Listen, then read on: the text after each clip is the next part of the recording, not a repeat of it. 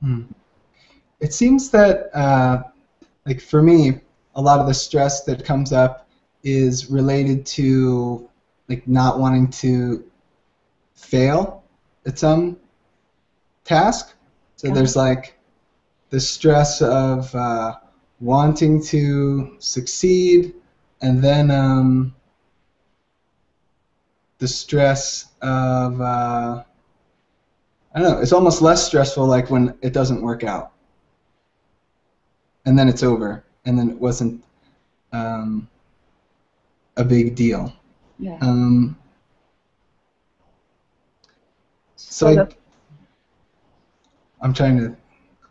I'm hoping the question is coming around. That was like an observation I, of I my. think I think that the observation is the sort of path that you would then be on if you were bringing mindfulness to it. The fact that you are aware of that pattern is is really good news, and hopefully you become more and more aware of it and in its fullness. And sometimes people are afraid, like they don't want to see the full picture of how they what traps they fall into, you know, what patterns that lead to stress they fall into. But we have to take a good, close look. So you're describing that about success, and maybe it feels better to fail. And, you know, one could look at that more psychologically and try to look at the roots of that in your life. Or you could just be with that in the moment with curiosity and just recognize it. You fell into a hole. You're spinning. You've got a storyline. It's very familiar. Very Mhm. familiar. And then you just keep coming back to the breath, or you come back to this moment and you feel the body. And then there's some kind of trust.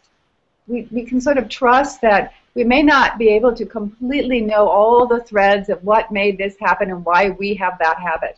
But we can trust that if we keep allowing it to arise, and that we just sort of breathe with it and come back to the moment instead of spinning into the storyline, that things do start to transform on their own.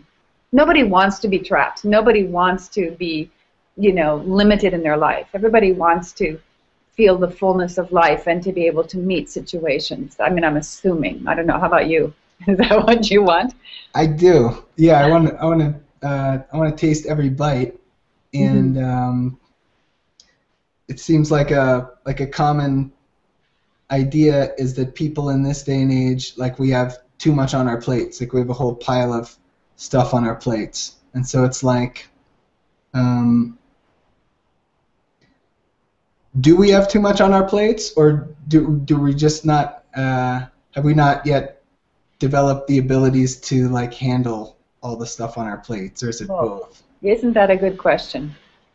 So, in the spirit of MBSR, you live that question for a while, because most people will default to saying, I have too much, and it may be true. But it may be that we're too busy.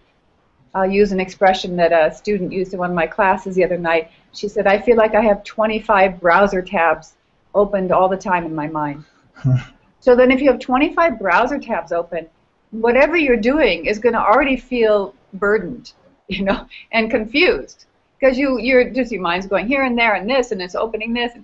And so it might be that we have too much, but it also might be that we're unable to be with whatever is happening now, and instead we're looking at all the browser tabs.